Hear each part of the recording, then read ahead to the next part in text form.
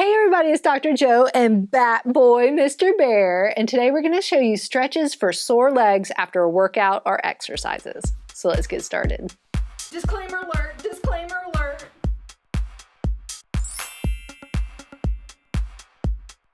So before we get started with the stretches, you'll need a stretch strap, a dog leash, or a rope just to get the stretching in, because I like stretching with a strap because it makes it easier. You can relax a little bit. So we're going to go in. The first one is going to be going into a calf stretch, especially when you have sore legs. Those calf muscles, you've been working them out, they get really tight. So just if you don't have a stretch strap, if you have a dog leash or something, I like using the loops. Put it around kind of the ball of your foot. You don't want it on your toes. You don't want it down too low, because if it's on your toes, it might slip off. If it's too low, you're not going to get a good stretch. So really relax your foot and your leg. You want the strap or the rope to do all of the work. Try and keep your leg fairly straight. Mine's probably a little bit because I'm on the couch. You can do this on a couch, floor, or your bed. And then let the strap do the work to pull your foot. So you're just going to pull your foot, the top of your foot, towards you, and you should feel that calf stretch right through there. Some people feel it behind their knee because those muscles come up and cross that knee joint. Some people feel a little bit down lower towards their Achilles tendon.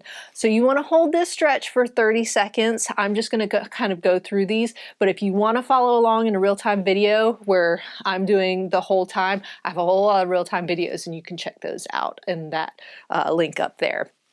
After the 30 seconds, most likely both legs are sore. I like to alternate. You don't have to alternate, but I find it just nice because then you can give the other side a rest. So pulling, getting that nice stretch in there, trying to keep that leg as straight as possible. If there's a little bend, that's okay. But to get the calf, you actually want that knee to be straight. If you bend the knee, then you're getting a different muscle. You're getting that soleus stretch. So again, 30 seconds, 3 times on each side. So then going into the next one, which is going to be a hamstring stretch. So the hamstrings are a little bit higher. They also cross the knees. So when you have that soreness after a workout or exercising, a lot of times those hamstrings get really sore too. So I like this one because you can lie down and relax, and so then you're not stressing out your back. Again, keeping that knee straight is important because it crosses that knee joint. So you really want to try and keep it as straight as possible. But again, you're letting the strap do the work. I have my other side bent up because I feel like that takes pressure off my back. But you can put it straight out. It's kind of up to you for comfort level. And make sure you're relaxing. I'm bringing my head up to talk to you, but make sure you're nice and relaxed while you're doing this so you don't want to stress out your neck. Again, use that strap or belt just to pull your leg up. Again, trying to keep that knee straight. If your knee starts to bend because it's really tight, come back down. So you don't want to bend it to get it higher, because now I'm not stretching my hamstrings at all. Keep that leg straight, even if you're only stretching, to here, and then slowly coming up if you can.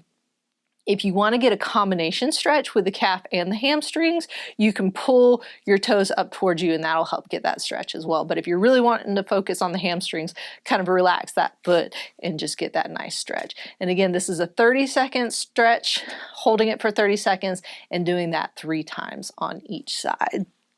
So then the next one is going to be kind of the same thing, but now we're going into an IT band stretch. And I know a lot of times people say, oh, well, you can't really stretch your IT band. Well, you can, but you're really stretching that TFL or that tensa fascia lata. But a lot of times people hear the word IT band, so that's why I still use the term IT band, but you're really stretching that TFL. But again, that IT band goes and crosses that knee joint. The TFL comes up to your hip. So when your legs are sore, it's really nice to kind of stretch the IT band out as well. I like to then bring my leg down for this one just so it doesn't get in the way, but you can keep it bent up if you want to, again, just to kind of protect your back a little bit. So this time, still coming up, keeping that leg straight, kind of like with the hamstring stretch, but don't go till you feel the full hamstring stretch. So if you have to come down a little bit lower, that's fine. The key with the IT band is you want to keep this hip down. A lot of times people will bring everything up, but see, I'm not really stretching all of that. I want to keep it down, even if I have to put my hand kind of on that hip bone and then bring that leg across. And now I'm feeling that stretch kind of on the outside. You might feel it more at your knee, you might feel it more at your hip. It just depends on where that soreness is. If you're not feeling it a lot here, maybe try bringing it down just a little bit lower and coming across, or a little bit higher. So everybody's a little bit different. I get a little bit more of a stretch a little bit higher, but sometimes people will then feel their hamstring stretching a little bit more with that one as well. So play around with it a little bit, try a couple different angles until you really feel that stretch that you want to stretch. Because, you know, whatever works for you might not work for somebody else. So sometimes you have to move it around a little bit to try it or modify it just a little bit. So same thing with that one, 30 seconds, 3 times on each side, just to really get those sore muscles nice and loosened up. So then the next one, we're going to roll over onto our tummy. I'm going to go ahead and put the belt, now bringing it up around my ankle.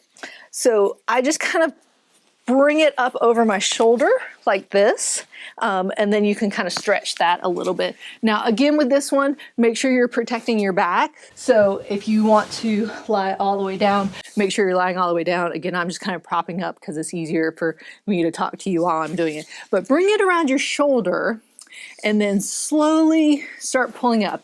Again, use the belt. I mean, you can bring your leg up just a little bit, but when you're going into that stretch, don't try and pull your heel towards your bottom with your muscles, but do the pull with the strap.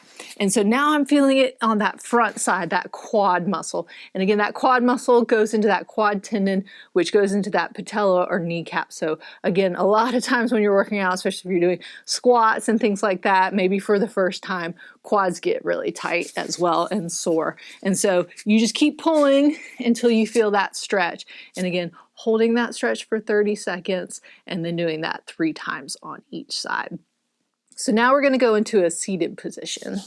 So this next one is going to be a hip flexor stretch, or those, you know, psoas, iliopsoas muscles. You don't need a strap for this one. I like to do it sitting, especially if you're modifying it or if you have some knee pain issues, because you can do it completely kneeling on the floor, but sometimes that's a lot of pressure on the knees. So by using a chair or the edge of your couch or something, or your bed, this really helps kind of take that pressure off of your knee. So all you're going to kind of do is you're going to turn to the side opposite of the side you want to stretch. So if I want to stretch my right leg over here, I'm turning to the left side so I can bring that knee down and have this one bent forward. So what I'm doing is I'm touching that knee to the floor, but I'm not really putting a lot of pressure on it. Sometimes people put their toes up like this.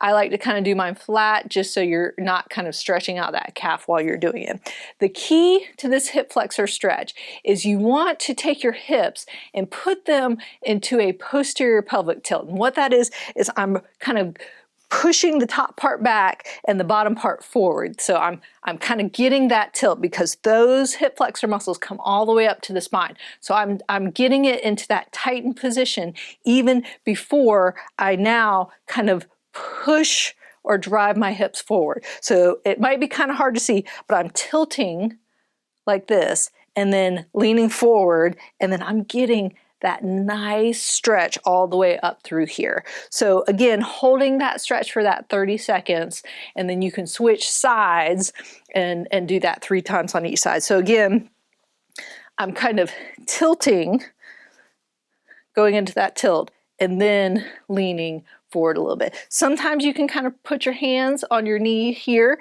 because I'm still getting into that tilt where I'm getting that nice stretch all the way through there.